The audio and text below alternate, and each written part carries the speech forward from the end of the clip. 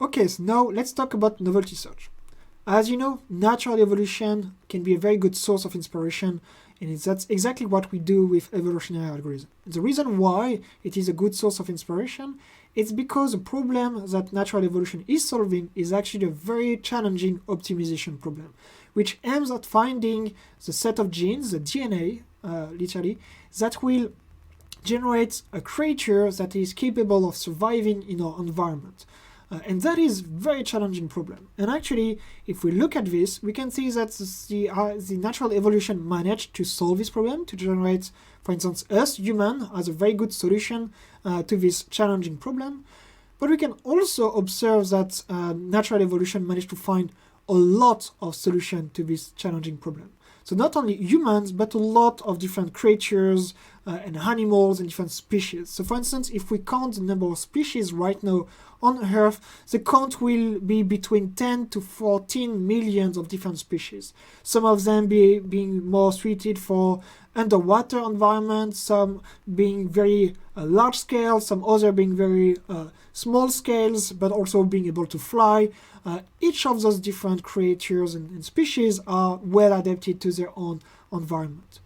And what is interesting is that this divergent search aspect of natural evolution is actually rarely considered in optimization techniques, included in the evolutionary algorithms that we have seen so far. And sometimes having a large diversity of solutions can be very useful because it provides a set of alternatives in case when something actually goes wrong.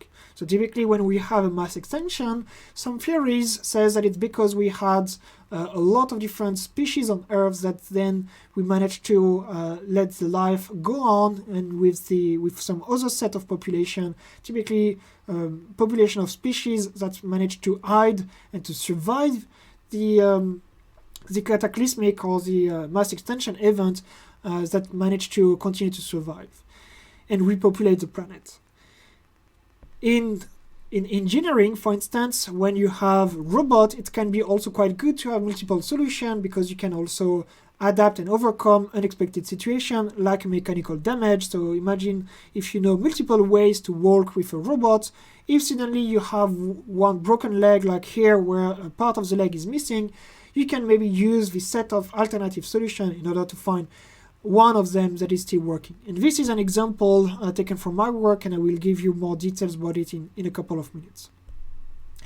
So one of the algorithms that have been proposed in the literature in order to go a little bit closer to this divergent aspect of natural evolution is called novelty search. So let's start from the traditional genetic or evolutionary algorithm, where we use here the performance or the fitness value in order to rank the solution. And novelty search instead suggests to optimize the novelty of the solutions, not the performance of the solution, but the novelty. And the novelty is basically how novel or how different is one of the solutions we evaluate compared to all the previous solutions we encountered so far. And so in order to know or to keep track of what are the solutions we encountered so far, the novelty search algorithm introduced the concept of novelty archive here that contains all the solutions we have seen so far. And so imagine here your goal is to generate a novel type of solution, novel type of creatures or animals. You can create in your novelty archive a collection of all the different species of creatures that we have generated so far. And so for instance, then if you have a new solution like this tortoise, you can compute the distance between your new creature, the tortoise, with the different solutions that you have seen so far. So for instance, we can say that the tortoise is closer to the snail because they both have a shell and they are quite further away from a significantly different creature like a cow here. So we can define this kind of distance matrix, and then we can use it in order to compute what we call the novelty score, which is just the average distance between the considered new solution, x, and the k nearest neighbor. So here we use only k nearest neighbor with k is equal to 3.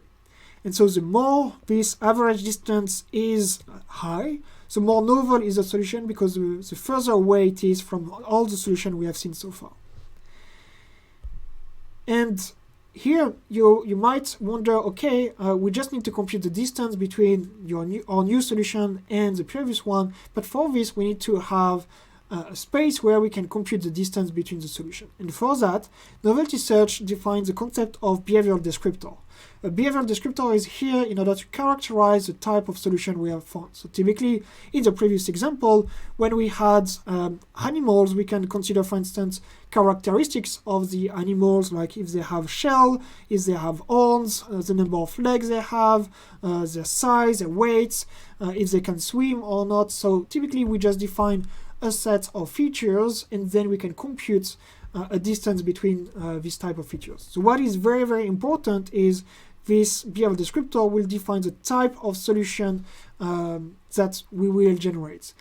And usually, it's a quite important concept, because the behavioral descriptor will also define the type of solution that we will have at the end of the algorithm, because that's the dimension of solution where we are willing to explore and find diverse type of solution.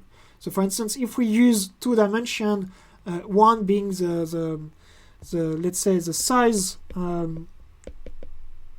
of the creature, another one being the weight of the creature, then we will explore solutions that define different trade-off between some small and lightweight solution, big and heavy solution, and all the different combinations that exist.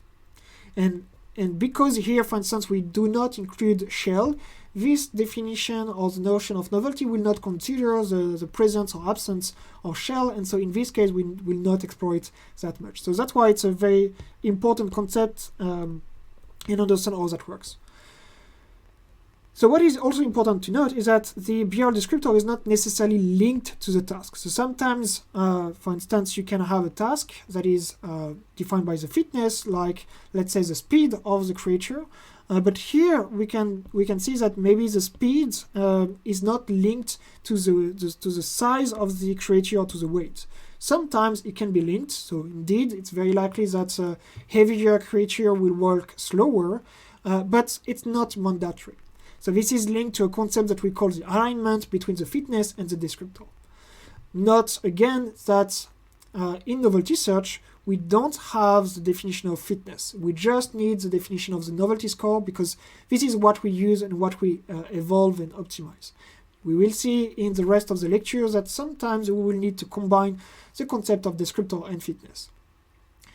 And it's also very likely that multiple solutions will have the same value of the descriptor, but they can also have different fitness values. So typically, some other example of descriptor value. So if I want to have this example robot and I want to teach or to have a robot that is capable of walking in different directions, what a good behavioral descriptor can be the final location, the final X and Y location of the robot after walking, let's say, 3 seconds. So if the robot starts here, walks during 3 seconds, lands here, the behavioral descriptor will be the X and Y coordinate of the robot here. Same thing if I want to explore different solutions to control my robot and throw a ball at different location on the floor. You can see that you might have different solutions, each of them maybe having different fitness value, but landing in the same position and having first the same the same behavioral descriptor, if the behavioral descriptor is the position of the ball when hitting the ground. But we can also consider different key points of the trajectory as also being a part of the behavioral descriptor. It's again a little bit task specific, so like the fitness function, it depends on what you're interested in and what kind of diversity you want to observe and discover, and that's why it's again a very important concept to see how we can define those. And I will show you in the rest of the lecture multiple examples of possible way to define behavioral descriptor. So a good example of novelty search is this hard maze problem. So here in the hard maze problem, we have this robot, so that's kind of a vacuum cleaner robot. So it's a robot controlled by a neural network, where the output of the neural network is the speed of the wheels of the robot. So driving the robot in different direction. And the input of the neural network come from some range sensors placed in front of the robot. So if you took the robotics class, it's very similar to the robot you use in your coursework.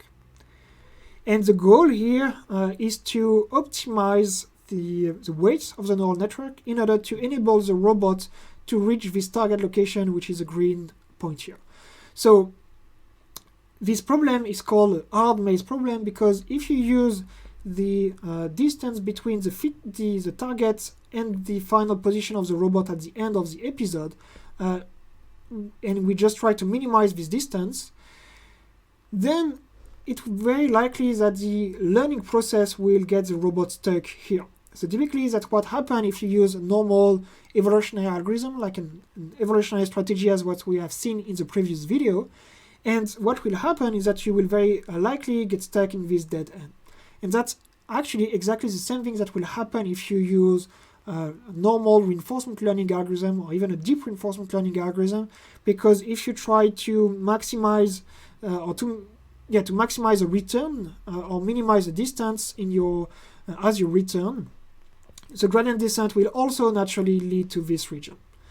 So here we can see on the left when we use a fitness, and on the right when we use novelty. And so here the red points that you see are actually the final position of the robots over all the during all the generation. And you can see that, as I said, the algorithm will get stuck very quickly in this dead end. While here, if we use the behavioral descriptors as being this final location of the robot, you can see that eventually this solution, this region here, will not be novel and will not be interesting anymore. And so the algorithm will naturally and eventually explore all the space and so not be affected by this deceptive region, and eventually solve the task by finding a solution that reaches the target. So we can easily understand why it's working in the hard maze problem, because I mean there is a dead end, we need to do a detour, and so naturally the fitness function is misleading. But actually this concept has shown some benefits in a lot of different applications. So for instance, in this case, the same purpose, we try to optimize the weights of a neural network in order to control this half biped robots in order to walk as far as possible regardless of the direction. And so here, if the behavioral descriptor is the final position of the robot, we can see that eventually we will have some solutions that are way better. And the reason why we have this difference, it's because initially the robot will might actually find a lot of solutions that are falling or that are just jiggling on the floor, convulsing on the floor and so on, that might not be super good according to the fitness, but might be interesting because they're just landing in a different direction or in a different position, and so accumulating a diversity of solutions. And this diversity of solution can eventually lead to some good solutions, like escaping from some local minimum and leading to better solution. And that's a little bit what we can see here. We can see that the way this robot is working is very rigid, very strict. It's because it's just following the direct path in order to slightly improve the performance, and so most likely ending into a local minimum. While here, because of the additional freedom of looking for diverse solution, we can see that the behavior that is found is way more flexible and can eventually work way better than the fitness-based approach. So as a summary for the novelty search algorithm, the algorithm will follow this diagram here with an initial, so it's actually very similar to the one we have seen in the genetic algorithm. The main difference is that instead of using an evaluation here and using the fitness in the evaluation, we will actually use the novelty score. And for that, we need to consider that we need to add the novelty archive that it will be used when we compute the novelty score. And we will need to add the most novel individual in the archive. So there are different ways and different variants of how this is done. So either at every generation here, you select the 5 best individual and you add them in the archive and you compute the score based on that. or you can also define a predefined threshold. So if the novelty score of an individual in the population is above this threshold, so if it's novel enough, we add it in the archive, and then we can compute the novelty score like this. And here, as I said, the novelty archive will be used in the evaluation. So that's it for the novelty search algorithm. And in the two next videos, we will talk about a concept that is linked between or linked to novelty search, that is called quality diversity, where the goal will be to evolve a collection of diverse and novel solutions, but also of high quality. So I will see you on the next video to talk more about this.